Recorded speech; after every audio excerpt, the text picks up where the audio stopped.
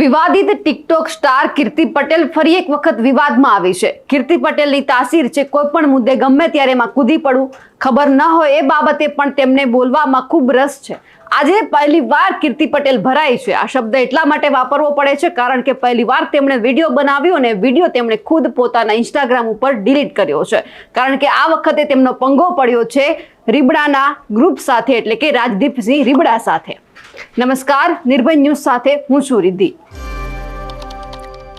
પહેલી વખત આપણે જોયું કે કીર્તિ પટેલ આ વખતે બેકફૂટ ઉપર આવી છે કારણ કે તેમણે રાજદીપસિંહ રીબડાને લઈને એક વિડીયો બનાવ્યો અને તેમણે પોતાના ઇન્સ્ટાગ્રામ ઉપરથી તે વિડીયો ડિલીટ કરી નાખ્યો। હવે ઘટના શું છે તે પહેલા સમજી લઈએ। સોશિયલ મીડિયા પ્લેટફોર્મ ઉપર રાજદીપસિંહ રીબડા પાસે જાહેર ખબરના રૂપિયાની ઉઘરાણીને લઈને કીર્તિ પટેલે એક વિડીયો બનાવ્યો હતો, જેમને આ વિડીયો વહેતો કર્યો કે તરત જ તેમની થોડી જ કલાકોની અંદર તેમને આ વિડીયો છે તે ડિલીટ કરી નાખવામાં આવ્યો છે કારણ કે તેમને ક્યાંક એવું લાગ્યું કે આ વખતે તે ખોટી જગ્યા ઉપર પંગો લેવા માટે પહોંચી છે। એટલે સૌથી પહેલા તો આપણે એ વિડીયો સાંભળી લઈએ જેમાં કીર્તિ પટેલ રાજદીપસિંહ રીબડાને લઈને શું ખુલાસા કરી રહી છે અને શા કારણે તેમણે આ વિડીયો ડિલીટ કરવો પડ્યો। લો આવી ગયો મોડતિયો શુક્રપિંડ તેમાં હે તારી જોજે હે એમાંથી પેદા થયો છું ને તું હે યોની ગ્રીવા હે શુક્રપિંડ અવતર તમારે હવે તમે બધાય કે હાલો હે તમારી હે એટલું બધું જ લેતા મારા પૈસા તો કેમ છે મારું ગુજરાત મોજમાં ને?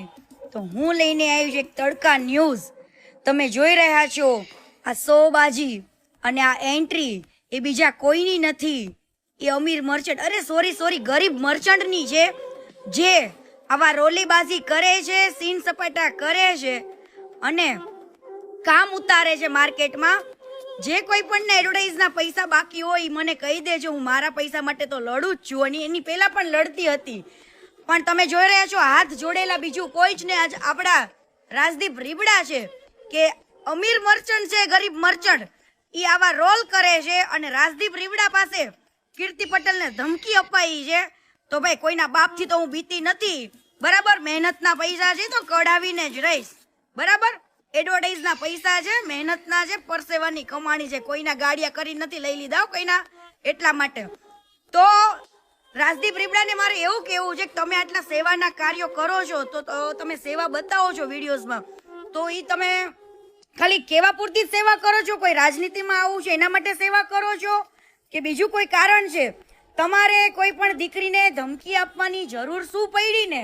એ પણ અમીર મર્ચન્ટ માટે તમે કીર્તિ પટેલને ધમકી આપો છો કે થાય કરી લેજો, પૈસા નહીં મળે, આમ તેમ ફલાણું ઢીકણું, અને એમાંય પાછા શાક માર્કેટની જેમ બાર્ગેનિંગ કરાવે છે રાજદીપ રીબડા। તો કોઈના બાપનું નહીં હાલે, ડરતી તો કોઈના બાપથી નથી। આવી જાવ હાલો તમારે। વાહ બુરા વાહ, પોઈન્ટ ટુ નોટેડ હો।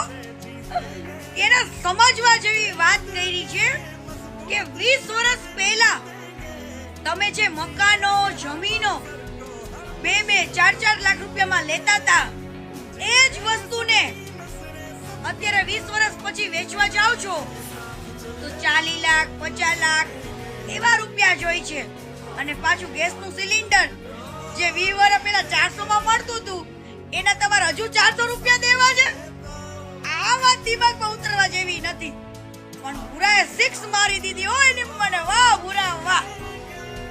તો તમે લોકો સમજો કે તમે જે જમીનો અને મકાનો 20 વર્ષ પહેલા 2.5 લાખ રૂપિયામાં 4 લાખ રૂપિયા લીધા હતા એ આ 20 વર્ષ પછી 4 લાખમાં વેચશો તો જ તે ગેસનું સિલિન્ડર 400 રૂપિયામાં માંગજો, બાકી તો લેખમાં મેઘ નો હોય। અને ભાજપ સરકાર જીતે ને એમાં ફેર નો હોય। હવે આખા મામલામાં રાજદીપસિંહ રીબડા પણ સામે આવ્યા છે। તેમણે એમ પણ જણાવ્યું છે કે કીર્તિ પટેલ સસ્તી પ્રસિદ્ધિ માટે આ વિડીયો બનાવ્યો છે, પરંતુ ક્યાંક કીર્તિ પટેલે નહોતી ખબર કે તેમણે આ વખતે ખોટી વ્યક્તિ સાથે પંગો લીધો છે। થોડા દિવસ પહેલા આપણે છેલ્લે એમને વિવાદમાં ત્યારે જોઈ હતી કે જ્યારે સરખેજ ભારતી આશ્રમનો વિવાદ ચાલી રહ્યો હતો એ જ દરમિયાન કીર્તિ પટેલ પણ એ વિવાદમાં ઘૂસી પડી હતી। આજે થોડા સમય પછી ફરી એકવાર તેઓ રીબડા ગ્રુપની સામે જ્યારે પડી છે ત્યારે તેમને પણ ક્યાંક એવું થયું કે આ વખતે તે ખોટી જગ્યા ઉપર ભરાઈ છે એટલે તેમને આ વિડીયો ડિલીટ કરી નાખવો પડ્યો છે.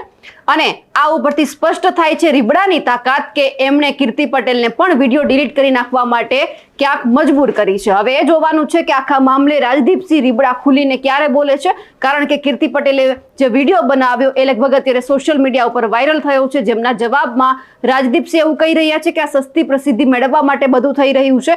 મારા સમર્થકોએ તેમને જવાબ આપી દીધો છે, પરંતુ હવે એ જોવાનું છે કે કીર્તિ પટેલે આ વિડીયો કેમ બનાવ્યો, શા માટે તેમને ડિલીટ કરવો પડ્યો.